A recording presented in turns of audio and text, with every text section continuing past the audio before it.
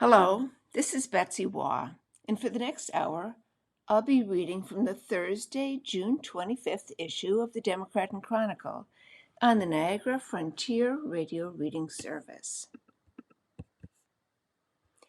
Greece settles 2 civil lawsuits.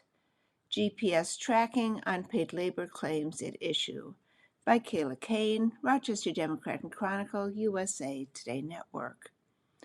Greece town officials have reached settlements in a pair of civil lawsuits that accuse the previous administration of unlawfully tracking a civilian adversary and requiring a town employee to work thousands of hours unpaid.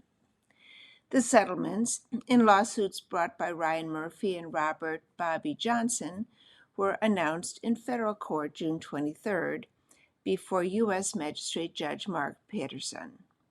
Terms of the settlements were not immediately shared, and lawyers for both the town and the plaintiffs declined to comment after court. For years, Greece has been plagued with tales of chaos and scandal at the hands of its leaders.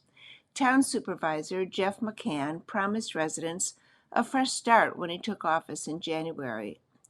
Outside of court, McCann said the settlements reflected a significant milestone in that endeavor. Quote, "A big part of our first 6 months on the job here have been looking in the rearview mirror and dealing with things that have happened before," McCann said. "These settlements are really going to allow us as a town and as a community to move forward," unquote. 2 major legal disputes in Greece resolved with settlement. The first lawsuit dates back to 2023. Johnson, a former public works employee, said he was ordered to complete unpaid chores and maintenance at the homes of then town supervisor Bill Reilich, Reilich, and deputy supervisor Michelle Marini. When Johnson retired and refused to keep working for the pair, he accused the town of denying post-retirement health benefits that he was due. Murphy's complaint involves the discovery of a GPS tracker on his car in 2024. He was a persistent critic of Reilich's administration and accused the town of unlawful surveillance in an attempt to suppress his freedom of speech. Records show the town paid a private investigative firm more than $9,000 to place the tracking devices. Town lawyers denied the allegations in both cases. A third lawsuit is on the brink of a settlement agreement, attorneys said on June 23rd. Tina Bachman, the wife of a former police officer, sued the town after she also found a tracking device on the family's car. Bachman alleged the surveillance in a town investigation into her husband for workers' compensation fraud was retaliation for information she provided that led to criminal charges against Marini. Marini admitted to grand larceny crimes tied to her role as deputy supervisor last year. Greece lawsuits cost taxpayers hundreds of thousands in legal fees. Legal fees continue to pile up, however, as the town continues to fight several other lawsuits, including claims from a handful of former police officers who allege they were unfairly punished as whistleblowers after the 2021 drunken driving crash of a former police chief. Last month, McCann launched a town investigation into a newly surfaced New York State police report that accused a top Greece police official of stalking and misconduct. McCann said his administration considered these settlements a wise business decision for the town. Quote, "A big issue with all of this have been the legal fees," he said. "We've paid an enormous amount, multiple hundreds of thousands of dollars in legal fees defending all of the cases together," unquote. A portion of the settlements will be paid by the town's insurer, but some of the funds will have to come from budget reserves. The Greece Town Board has to officially approve the settlements and is expected to take up the issue at its July meeting. The article includes reporting by Gary Craig. The main reporter, Kayla Kane, covers community safety for the DNC with a focus on immigration, police accountability, government surveillance, and how people are impacted by violence. Follow her on Instagram at @ByKaylaKane or get in touch at KCANNE@Gannett.com.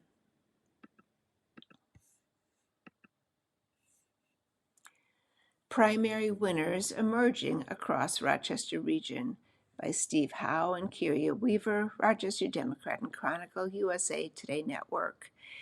It was a night of strong showings from incumbent candidates in some of the high-profile primary races in the Rochester area June 23rd.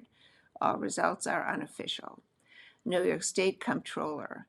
Incumbent Thomas DiNapoli glided to the primary win for New York State Comptroller as he ran against Raj Goyal and Drew Warshaw.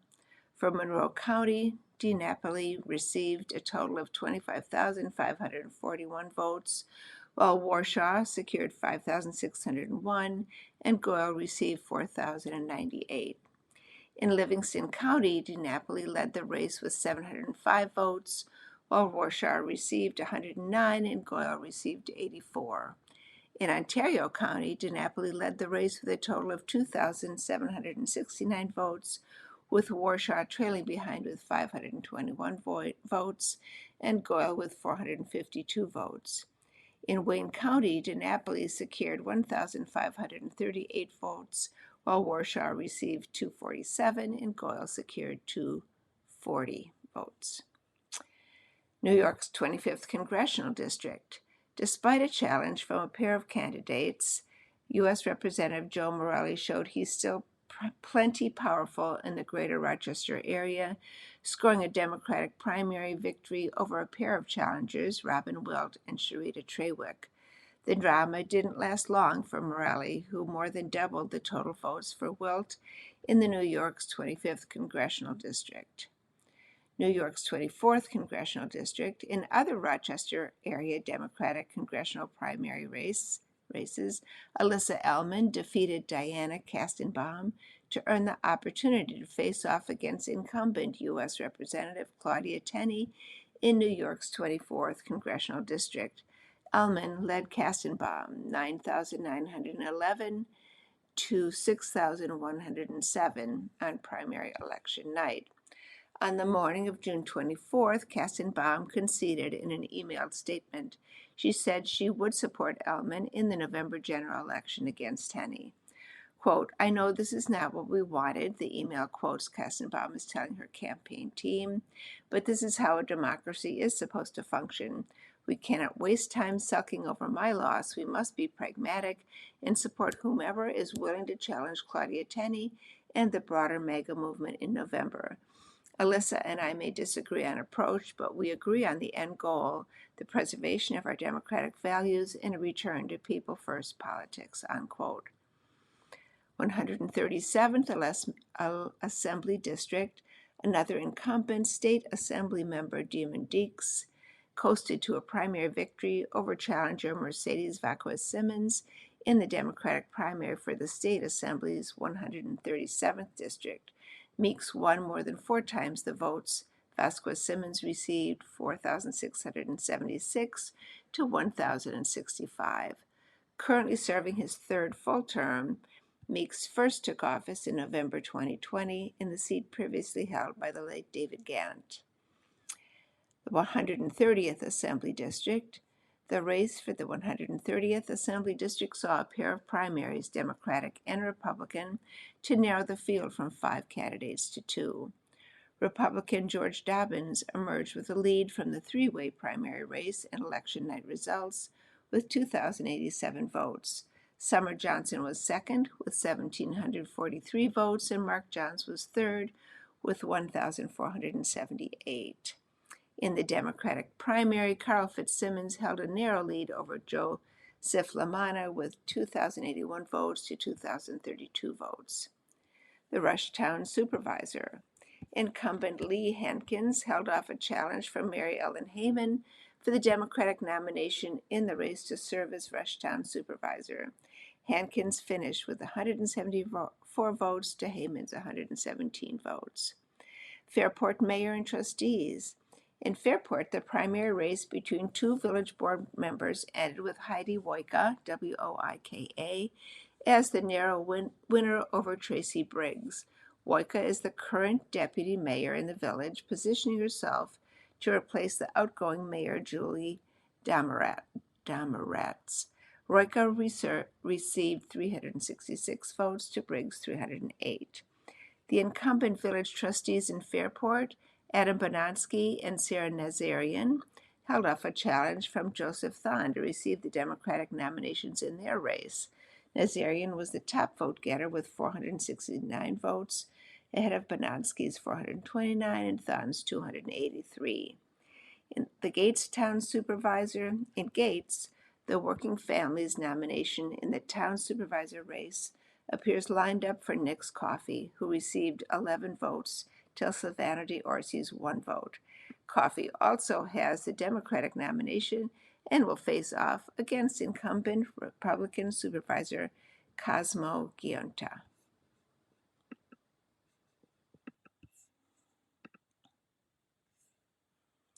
Monroe deputies' D.C. deployment scrutinized by Carrie Weaver, Rochester Democrat Chronicle, USA Today Network. A Monroe County Sheriff's Office deputy's participation in a federal law enforcement operation near the Lincoln Memorial reflecting pool has drawn scrutiny after images of the arrest continue to circulate online. Members of a Washington, D.C. task force made 5 arrests in connection with alleged damage to the reflecting pool. President Donald Trump has claimed, without providing evidence, that vandals dumped chemicals into the water and caused damage stretching hundreds of feet in the reflecting pool. The pool has been plagued by algae blooms and peeling paint.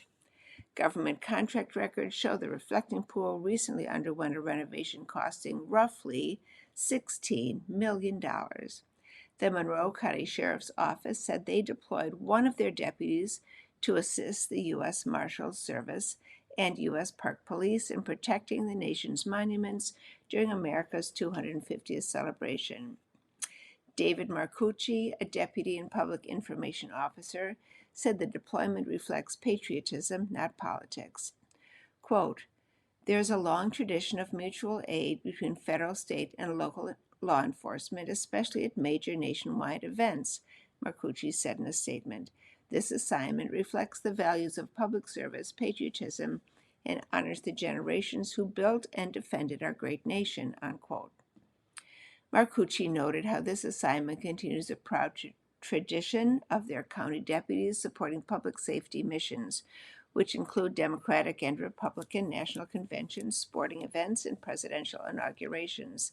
The assignment is also reimbursed by the U.S. Marshals Service. Quote, "The U.S. Marshals Service provides hundreds of hours to support our community every year, working alongside local law enforcement to locate violent felony offenders and take dangerous individuals off the streets of Monroe County," unquote, Marcucci said in a statement. Marcucci.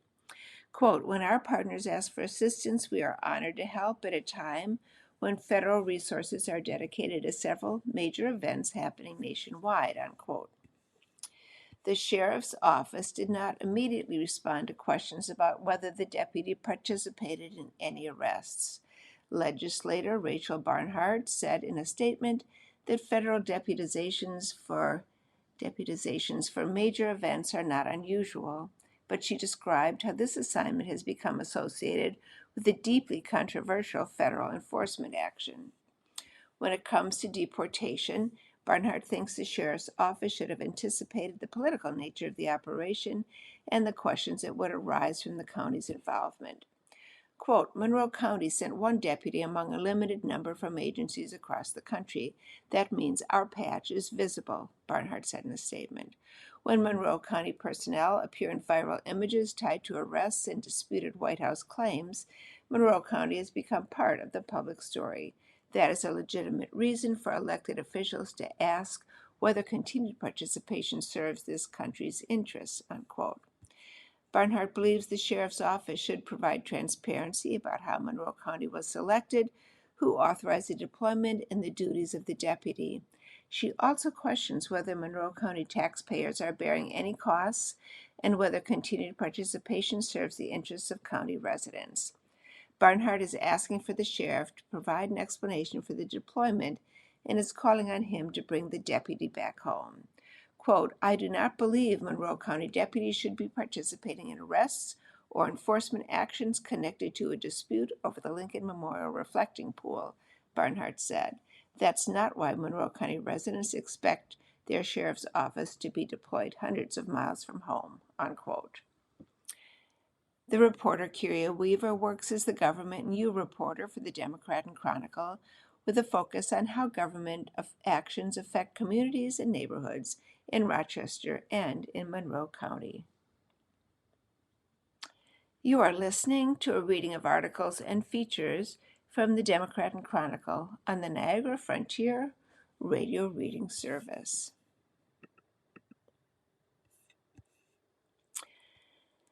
Lane reductions planned on Route 98 and Route 262 by Ganesh Shields, Rochester Democrat Chronicle, USA Today Network. The New York State Department of Transportation is closing lanes along Route 98 in Genesee and Orleans counties and Route 262 in Genesee County. To accommodate pavement rehabilitation, parts of State Route 98 and Route 262 will close to traffic through Independence Day weekend until mid-July. Drivers can expect intermittent single-lane traffic at these locations. State Route 98 from State Route 104 to the Lake Ontario State Parkway in Carleton, Orleans County, occurs between 6 a.m. and 6 p.m. Monday through Saturday, excluding the holiday weekend.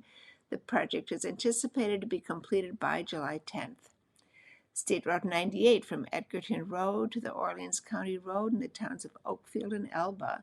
Work is expected to begin on June 25th from 6 a.m. till 6 p.m. Monday through Saturday, excluding the holiday weekend. Drivers can expect flagging personnel to direct traffic. The project is anticipated to be completed by July 17th. And State Route 262 from State Route 98 to State Route 63 in the towns of Oakfield and Elba and the village of Elba, Genesee County. Work is expected to begin on June 25th and will occur between 6 a.m. until 6 p.m. Monday through Saturday, excluding the holiday weekend. Drivers can expect flagging personnel to direct traffic. The project is anticipated to be completed by July 17th. Drivers should anticipate travel delays during this time and are advised to seek alternate routes if necessary. Construction activities are weather dependent and subject to change based on conditions. Conviction in triple homicide announced. Henrietta Mann faced bench trial in April for deaths of parents, sister. Victoria E. Friel, New York Connect Team, USA Today Network. A Henrietta Mann on Tuesday, June 23rd, was convicted in a triple homicide in the 2023 stabbing deaths of his parents and elder sister in the family's Henrietta home. Rajab A. Banahi, now 43, was convicted of 3 counts of first-degree murder and aggravated criminal contempt following a bench trial in Monroe County Court in April for the deaths of his father, Ali Banahi, his mother, Mastura Banahi, and his sister, Masuda Banahi, according to the Monroe County District Attorney's Office. The bench trial took place in April, and Monroe County Court Judge Michael Dollinger announced the verdict on Tuesday. On January 11, 2023, 3 people were stabbed to death inside a Cathy Drive home during a domestic altercation. Roger Banahi was accused of killing his parents and sister by stabbing each of them multiple times with 1 or more kitchen knives. He was also accused of beating all 3 relatives. Ali Banahi and Mastura Banahi both died that day, one at the hospital, the other at the scene, according to the Monroe County Sheriff's Office. Masuda Banahi, 43, of Virginia, was taken to Strong Memorial Hospital with quote-unquote significant life-threatening injuries and died there several weeks later, deputies said. Raja Banahi was taken into custody at the scene. Quote, "This case represents a profound betrayal of the very people who should have been safest from harm," unquote, said Assistant District Attorney Patrick Gallagher, who prosecuted the case with ADA Michael Harrigan. Quote, "Raja Banahi murdered his father, mother, and sister in a brutal act of domestic violence that shattered an entire family. While no verdict can restore what was lost, today's conviction ensures that Raja Benahi will be held accountable for these horrific murders, unquote. Raja Benahi is scheduled to be sentenced by Judge Dollinger on July 28th. He faces up to life without the possibility of parole in the New York State Department of Corrections. Harmful algal bloom advisory issued for Canisius Lake. I'd just like to say, I think it might be algae, but in every case it's spelled A-L-G-A-L. I'm going to pronounce it algae, but just so you know. The reporter is Victoria E. Friel, New York Connect Team, U.S. Today Network. The Livingston County Department of Health on Tuesday issued a harmful algae bloom advisory for Canisius Lake. Widespread blooms were observed in multiple locations on both the eastern and western shoreline of Canisius Lake, according to county health officials. People and animals should keep out of the water where blooms are present and avoid areas where blooms were spotted. Health officials said that the public water supply is safe for drinking. Harmful algae bloom can turn the water green and form thick scum on the water surface, according to Livingston County health officials. Harmful algae blooms can disappear and form quickly, according to the New York State Department of Environmental Conservation. Harmful algae blooms are likely triggered by a combination of water and environmental conditions such as excess nutrients like phosphorus and nitrogen, lots of sunlight, low water or low flow conditions, calm water, and warm temperatures. Some algal blooms can produce toxins that are harmful to people and animals. Exposure can cause diarrhea, nausea or vomiting, skin, eye or throat irritation, and allergic reactions or breathing difficulties. Some precautions from the DEC. People, pets, and livestock should avoid contact with any floating mats, scums, or discolored water. Colors can include shades of green, blue-green, yellow, brown, or red. Never drink, prepare food, cook, or make ice with untreated surface water, whether or not algae blooms are present. In addition to toxins, untreated surface water may contain bacteria, parasites, or viruses that could cause illness if consumed. People not on public water supply should not drink surface water during an algae bloom, even if it is treated, because in-home treatments such as boiling, disinfecting water with chlorine or ultraviolet UV, and water filtration units do not protect people from HAB's toxins. Livingston County Department of Health recommends don't swim, wade, boat, or fish near suspected harmful algal blooms. Don't eat fish caught from the waters. Don't drink or cook with untreated lake water. Rinse with clean water if exposed to a harmful algae bloom.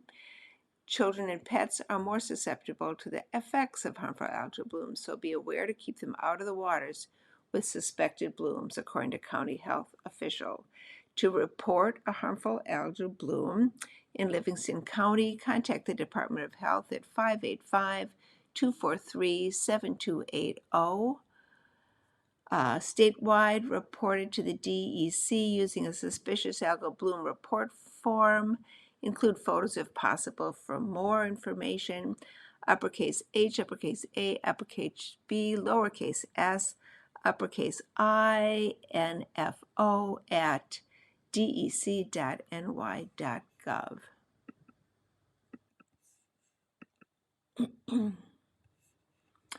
Fairport Remembers the Angels Through Annual Blood Drive by Kayla Kane, Rochester Democrat Chronicle, USA Today Network. Hannah Congdon, Bailey Goodman, Meredith McClure, Sarah Monette, and Katie Shirley were driving to Cayuga Lake to celebrate the start of summer when their car collided head-on with a tractor-trailer in East Bloomfield on June 26, 2007. It was 5 days after their high school graduation. Their deaths sparked an outpouring of grief and support in Fairport and far beyond. An annual blood drive honors the 5 Fairport teenagers, the Fairport Angels, who died in a tragic car crash nearly 2 decades ago. The blood drive has saved thousands of lives since. Quote, "It's amazing to me how many people will relate back to that day, where they were and how they felt, and give us a hug all these years later," unquote, Diane McClure said at a blood drive at St. John of Rochester Church, June 18th. Quote, "It just has lasted, and I thank God it has, because it keeps us going," unquote. Family members over the years have organized different events, walks, and scholarships to honor the girls. The Fairport Angels Blood Drive for the American Red Cross has outlasted them all, now in its 15th year. Quote, "The fact that we're saving lives, those two words, I just can't think of what else could replace that," McClure said. Quote, "When I give blood today, I have the opportunity to save 3 lives. It's miraculous to me to process that," unquote. She described her daughter Meredith as ambitious and generous. Meredith, she said jokingly, would wonder why the blood drive hadn't had a bigger impact and would work to double their numbers. Emily Mofassis, an account manager with Red Cross, said the annual effort has collected over 1,100 units of blood to help more than 3,300 patients. Most blood donations benefit local hospitals, but the American Red Cross is also responsible for monitoring and filling emergency shortages nationwide. Mofassis said the Fairport blood drive has over time solicited more than 200 first-time donors. June marks the beginning of a precarious season for the Red Cross. Scheduled donations tend to dip as donors travel more. Meanwhile, summer traumas mean a strong blood supply is necessary. The reporter Kayla Kane covers community safety for the Democrat Chronicle, with a focus on immigration, police accountability, government surveillance, and how people are impacted by violence. Follow her on Instagram at @ByKaylaKane. Get in touch at KCANNE@Gannett.com. Obituaries. Michael B. DeRue, DERUE, age 81, in Gates, New York, passed on June 16th. Arrangements are at Newcomer Cremations and Funerals. Service time is June 26th at 10 a.m. at St. Theodore's Church, and interment will be at Holy Sepulchre Cemetery.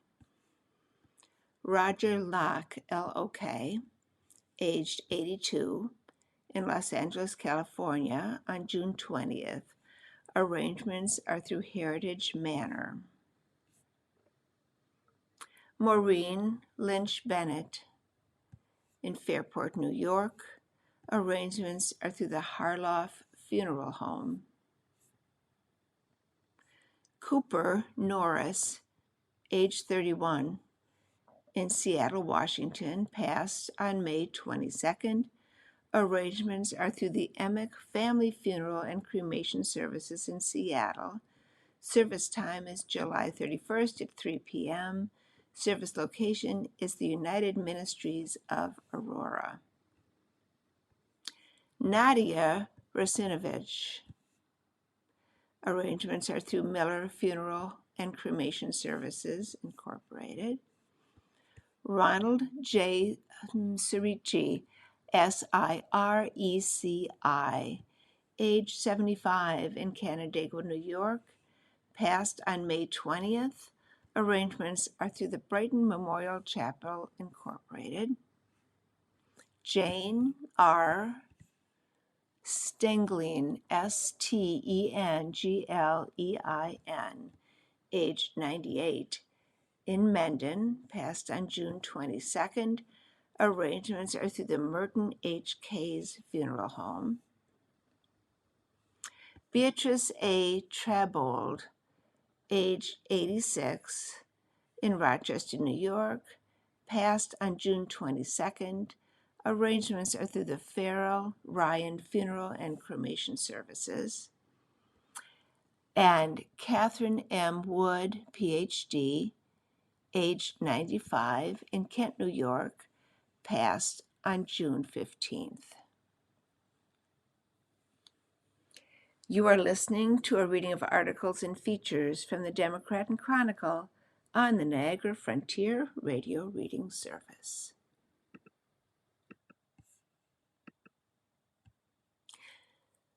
The New York State Fair reveals the summer concert lineup. By Madison Scott, New York Connect Team, USA Today Network. The New York State Fair will return later this summer, August 26th to September 7th, in Syracuse, with nearly 40 musical acts in the Chevrolet Music Series. This year's musical lineup will offer performances on two different stages, the Chevy Court concerts and the Suburban Park performances. Musical performances will range from rock music to pop to R&B to country and so much more. The Chevy Court concerts will be held daily at 1 p.m. and 6 p.m. and will be located near Gate 1. Suburban Park performances will be held daily at 8 p.m. and will be located on the western end of the fairgrounds beyond the Midway, according to the State Fair website.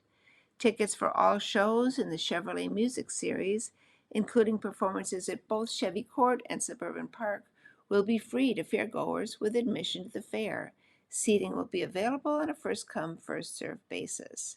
Here is what you need to know about the upcoming Chevrolet Music Series at the New York State Fair. More performers will be announced in mid-July.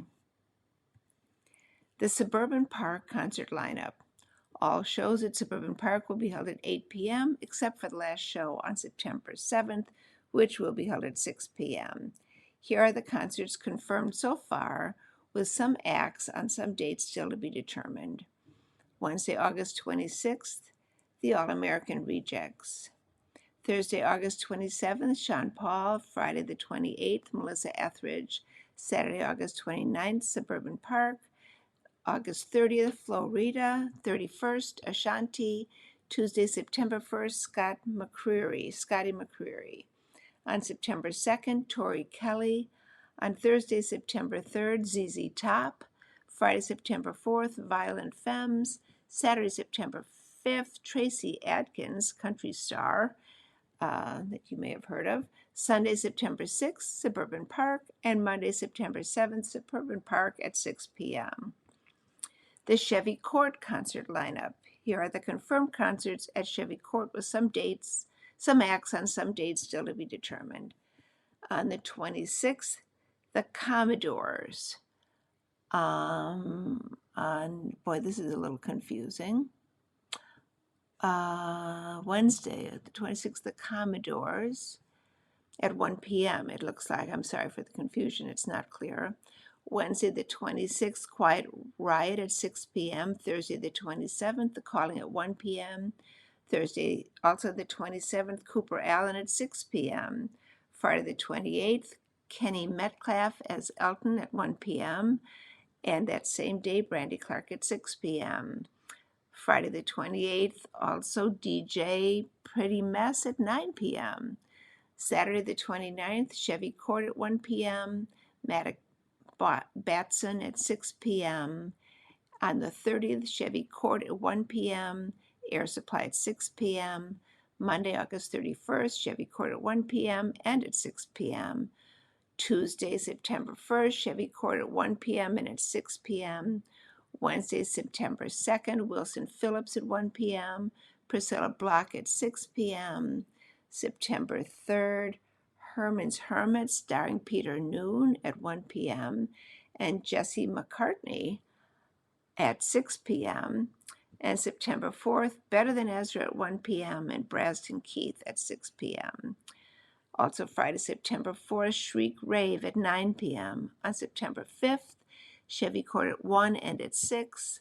On Sunday, September 6th, Magic School Bus at 1 p.m., Chevy Court at 6 p.m., and on Monday, September 7th, the last day, Chevy Court at noon and at 4 p.m. The New York State Fair ticket prices.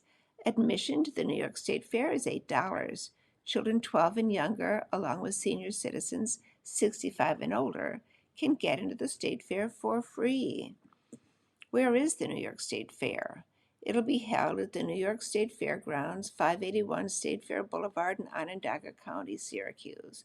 For more information on the upcoming fair and the Chevrolet Music Series, visit nysfair.ny.gov/. The reporter, Madison Scott, is a New York Connect reporter covering entertainment, breaking and consumer news, and trending topics with a focus on stories that matter to readers across New York State. She also has an interest in how the system helps or doesn't help families with missing loved ones. 6 free films set from Monroe County's Movies in the Park by Rochester Democrat and Chronicle. 6 family-friendly films will be shown for free during Monroe County's Movies in the Park this summer. Quote, to celebrate this year's 250th birthday of the United States, we're featuring great American classics beloved by the entire family, unquote, said County Executive Adam Bello. He urged people to bring popcorn and a blanket to the showings. All movies begin at dusk or approximately a half hour after sunset. For movies at ESL Ballpark, gates will open at 7 p.m. The dates are Friday, June 26th at Ontario Beach Park, Captain America Winter Soldier. Thursday, July 16th at ESL Ballpark, Rocky. Friday, July 24th at the Seneca Park Zoo, Zootopia 2. Friday, August 14th at Highland Park, Frozen. Thursday, August 20th at ESL Ballpark, Miracle. Friday, August 28th at Seneca Park Zoo, Cars. For more information, visit https://www.monroecounty.gov/parks-movies.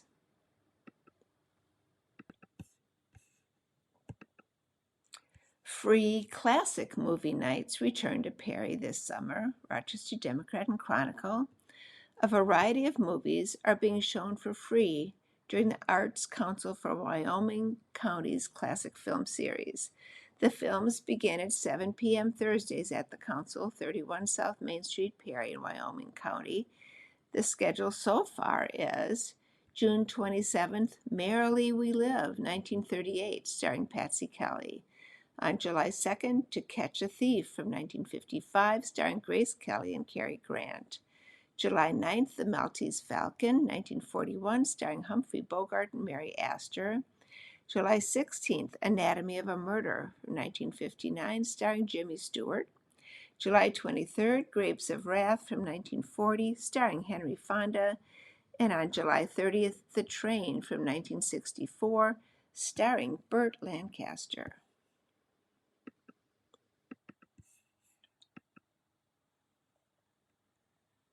In sports, Jim Kelly reveals recent stroke, shares an update. At new stadium ceremony, Hall of Famer says cancer scans are clean. By Ryan Miller, Rochester Democrat and Chronicle, USA Today Network. Jim Kelly built a Hall of Fame career inside the Buffalo Bills' old stadium. Now, after another health scare, the legendary quarterback is looking forward to making new memories in the team's new home. Kelly revealed during the ribbon-cutting ceremony for the new Highmark Stadium that he suffered a stroke this spring and spent several days in the hospital. Quote, I had a little setback about a month and a half ago, Kelly told reporters, but right now I feel good. Eyesight's not great, my hearing still sucks, but that's part of life, unquote. Kelly, 66, said his latest cancer scans have come back clean. Quote, everything's good, Kelly said, all good, unquote. It was the latest health challenge for a player who has become one of Buffalo's most recognizable symbols of perseverance. Kelly was diagnosed with squamous cell carcinoma in his upper jaw in 2013 and underwent surgery. The cancer returned in 2014 and required chemotherapy and radiation. He underwent additional surgeries in 2018 after another cancer diagnosis, including a procedure to reconstruct his upper jaw. The former Bills quarterback received the Jimmy V Award for Perseverance at the 2018 ESPYS after his public battle with cancer. Quote, I'm very blessed, Kelly said. It's been about a month and a half since my setback, but I feel pretty good. I feel good. I can't wait for the first game, unquote. The milestone will be especially meaningful for Kelly. The Bills' new $2.2 billion stadium sits across Abbott Road from the building where Kelly became one of the greatest players in franchise history. He played for Buffalo from 1986 to 1996, leading the Bills to 4 consecutive Super Bowl appearances. His number 12 jersey is retired by the team, and he was inducted into the Pro Football Hall of Fame in 2002. Kelly said he has already toured the new stadium several times. Quote, "It's awesome," Kelly said. "I've been in here 3 or 4 times now. I've gotten to walk in the locker room. I've been in there and it's amazing and I can't wait for opening day," unquote. The Bills will play preseason games in the new stadium, but Kelly has his eyes on Buffalo's regular season opener against the Detroit Lions on September 17th.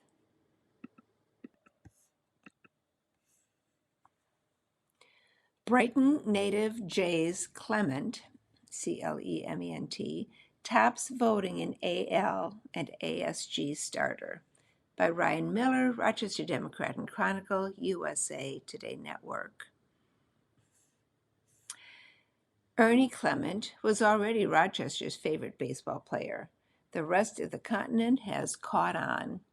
The Brighton native, who became a postseason hero for the Toronto Blue Jays last fall, is on the verge of adding another title, MLB All-Star Starter. Clement leads all American League players with 2,054,130 votes in the latest Major League Baseball All-Star Game voting update, putting him ahead of some of the sport's biggest stars, including Aaron Judge, Mike Trout, and Yordan Alvarez. The only player in baseball with more votes is Los Angeles Dodgers superstar Shohei Ohtani. If Clement remains the American League's lead vote-getter when the first phase of voting ends at noon Thursday, he will automatically earn the starting spot in the 2026 Major League Baseball All-Star Game on July 14th at Citizens Bank Park in Philadelphia. Brighton native Clement could make first MLB All-Star Game. The All-Star Surge is the latest chapter in a remarkable rise for the 30-year infielder. Clement, a 2014 Brighton High School graduate, was drafted by Cleveland in 2017 and made his major league debut with the Guardians in 2021. He was claimed off waivers by the Oakland Athletics in 2022 before signing a minor league deal with Toronto in 2023. He has since gone from fighting for a roster spot to potentially starting an all-star game alongside the biggest names in baseball. Clement is batting .293 with 7 home runs, 28 RBIs, and an American League leading 20 doubles this season. He has a commanding lead among second basemen, with Texas Rangers infielder Ezequiel Duran second at the position with 531,182 votes. A little help from his adopted baseball country hasn't hurt. Blue Jays fans have helped push Clement to the top of the ballot after embracing him during last year's World Series run. Clement set a Major League Baseball postseason record with 30 hits and batted .411 as Toronto came within 1 win of a championship. He became just the 4th player born in Rochester area to appear in a World Series and the first since 1954. Clement was also a finalist for Gold Glove Awards at third base and as a utility player last season and won a silver medal with Team USA during the 2026 World Baseball Classic. Now he could add All-Star starter to the list. The player Rochester celebrated in October might have another celebration coming, this time as a Major League Baseball All-Star. You are listening to a reading of articles and features from the Democrat and Chronicle on a Niagara Frontier radio reading service. World Cup turnout defies concerns by Nicholas P. Brown from Reuters in New York. World Cup attendances are on track for record highs despite daunting ticket prices and Trump administration travel restrictions. Experts say it is less a reflection of America's fondness for soccer and more a measure of its love of spectacle.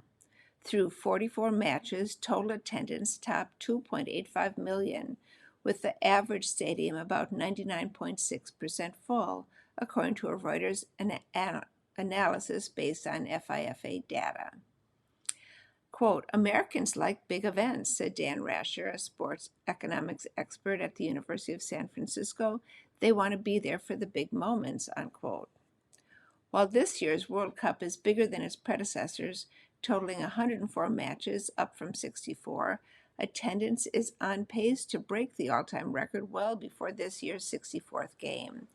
The existing mark of nearly 3.6 million spectators was set in 1994, the last time the U.S. hosted. Quote, part of it is that we have these gigantic stadiums, unquote, said Victor Matheson, an economist and sports business expert at the College of the Holy Cross.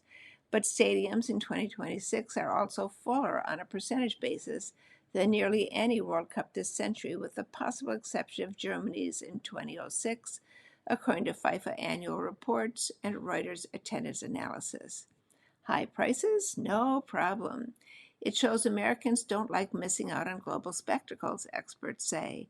Soccer is not as popular in the U.S. as in other recent host nations like Brazil and Germany, and ticket prices have never been higher. FIFA, for the first time, adopted a dynamic pricing model, changing prices based on demand. A last-minute ticket to Thursday's match between Paraguay and Australia, for example, cost $450. The secondary market has been even steeper. Ticket data, which tracks resale prices, reported average get-in rates of $798, the cheapest resale ticket available for a given match. FIFA has faced criticism for the pricing strategy, but a spokesperson on Tuesday said it reflected market demand and, quote, aligns with industry trends, where the price is adapted to optimize sales and attendance, unquote.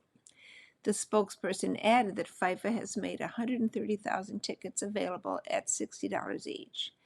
FIFA also took heat for its decision last December to award a Peace Prize to U.S. President Donald Trump, an immigration hawk whose travel restrictions have hindered the ability of Haitians, Iranians, Senegalese, and others to travel to the U.S. for the tournament.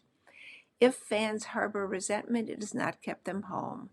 Quote, the American consumer is willing to pay for what they perceive to be a premium sporting event, unquote, said John Grady, a sport management professor at the University of South Carolina. Splurge when it matters. That traces a broader trend. Americans have not stopped splurging on glamorous items, despite stubbornly low consumer sentiment, but they are being, quote, more intentional, unquote, about big purchases, researchers at Nielsen IQ said in a May report, increasingly offsetting them with cheaper purchases on everyday goods. It's not so much soccer that Americans love, but top-shelf products writ large. Quote, Americans want the best, and the World Cup is the cream of the crop, unquote, said Rasher. More Americans watch Mexico's Liga MX, seen as boasting high levels of talent, than the U.S.'s own domestic soccer league, Major League Soccer, according to a June report by Nielsen. Quote, we always think the World Cup will lead to a boost in MLS ratings, but so far it hasn't, unquote, Rasher said.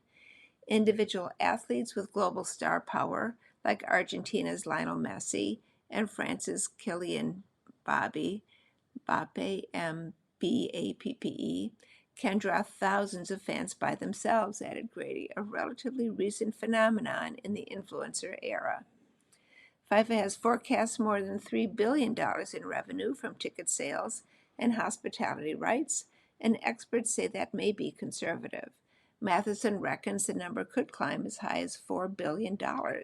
That compares with about $949 million in 2022 and $712 million in 2018, according to FIFA annual reports. Immigration in focus.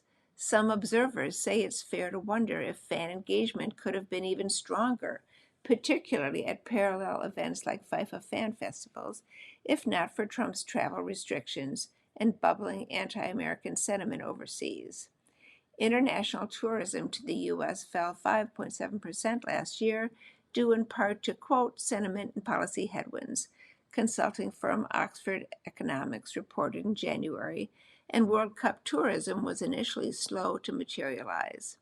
Quote, under a different administration, we almost certainly would have had more international interest in coming, unquote, said Matheson. The White House said the World Cup, quote, will no doubt be one of the greatest and most spectacular events in the history of mankind, unquote.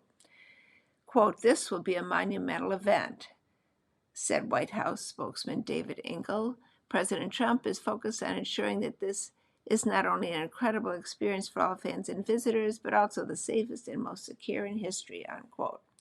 The FIFA spokesperson, meanwhile, called the tournament, quote, a huge success from fan engagement point of view, unquote, noting that more than 3.5 million fans had visited the fan festivals through Monday. The festivals, which are giant watch parties with food, entertainment, and merchandise sales, amassed 7.7 million visits during the 2018 World Cup in Russia and 5.5 million in 2014 in Brazil, according to FIFA. Companies and cities are hosting their own parallel events. Walmart's so-called kickoff event in Dallas on June 20th drew some 800 fans, a spokesperson said. Goya is sponsoring what it calls Flag Cities events, where food trucks and live music. San Jose and its MLS soccer squad, the Earthquakes, have staged an ongoing watch party that operates daily through the tournament. It could bode well for the United States' next massive sports bonanza, the 2028 Summer Olympics in Los Angeles. The World Cup has been a quote-unquote a nice precursor, Grady said, quote, it shows global fans the United States can throw a good party, unquote.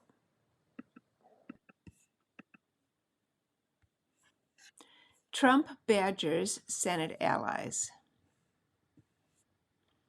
By David Morgan from Reuters in Washington. President Donald Trump pressured Senate Republicans on June 24th to pass a divisive package of national voting restrictions after stunning lawmakers by abruptly canceling a signing ceremony where they hoped to showcase newly passed bipartisan legislation to address the high cost of housing.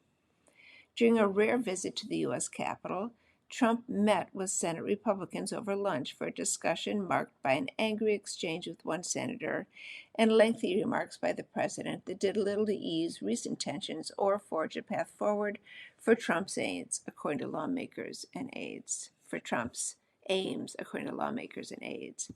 Quote, we had a really great meeting, Trump told reporters afterward. For the most part, we have a really well-unified party, unquote. Trump's aim was to persuade Senate Republicans to pass the SAVA, or Save America Act, which would require a photo ID to vote in federal elections and proof of U.S. citizenship to register, while compelling states to turn over their voter registration rolls to the federal government. The bill, which faces vehement opposition from Democrats, passed the House of Representatives in February but has since languished in the Senate. The housing bill, meanwhile, had been meant to show that lawmakers were addressing the high cost of living, which Reuters/Ipsos polls show as voters' top concern heading into the November midterm elections when Trump's Republicans will be trying to defend their narrow majorities in Congress. Quote, there is a huge group of people who really appreciate what the president's doing right now, and it's the Democratic Party. We've got to get our act together and stop surprising people and stop having conflicting messages, unquote, said Senator Tom Tillis.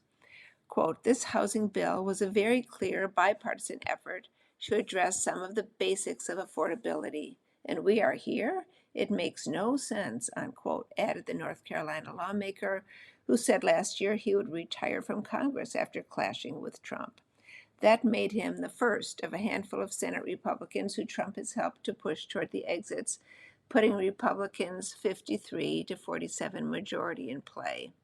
Trump said on social media that he would not sign the housing bill into law until the Save America Act has been passed. Questions about voting bill. Critics, including Democrats, say the bill targets a nearly non-existent problem of non-citizen voting, but would disenfranchise American citizens who do not have ready access to a passport or a birth certificate. Senate Republicans insist that they do not have the votes to meet the 60-vote filibuster threshold for passing the bill, nor can they muster support for eliminating the filibuster and passing the legislation with a simple majority. Senator Tommy Tuberville, a former college football coach, likened the subsequent lunch meeting to a halftime session between players and their team's head coach. Quote, "The president did a hell of a job of getting his message over, and sometimes in a loud voice," unquote, the Alabama Republican said. There were no signs that anyone had changed their position after hearing from Trump, who has undermined relations between the White House and Senate Republicans in recent weeks by disrupting legislation with controversial initiatives and providing no briefings for lawmakers on his peace deal with Iran. Heated moments on Iran. During the meeting, an argument over Iran erupted between Trump and Senator Bill Cassidy of Louisiana, one of 4 Republicans who joined Democrats on June 23rd to pass legislation to halt U.S. military action against Iran. Quote, "I make no apologies for standing up to the president," said Cassidy, who told reporters that he asked Trump for more public transparency on Iran and said he would support further war power actions until senators are briefed on the peace deal. Quote, "He raised his voice. I lost my temper. That's not appropriate. It's the Irish in me. But I again matched his tone and his volume, and it went back and forth," unquote, added Cassidy, who lost his re-election bid last month to 2 Trump-aligned primary challengers. With less than 5 months until the midterms that threaten to end their majority, Senate Republicans have begun to resist Trump on several fronts. They forced him to abandon a $1.8 billion quote-unquote anti-weaponization fund and expressed outrage over his pick of an ally with no intelligence background as the top U.S. intelligence official. Trump has repeatedly dismissed concerns about the high cost of living, telling reporters at the White House earlier this month, quote-unquote, "I love the inflation," when asked about rising gas prices caused by the Iran war. Gas prices have eased below $4 per gallon nationwide since Washington and Tehran reached a ceasefire, but remain substantially higher than they were before the war. You have been listening to a reading of articles and features from the Thursday, June 25th issue of the Democrat Chronicle. Your reader has been Betsy Waugh. Thank you for listening.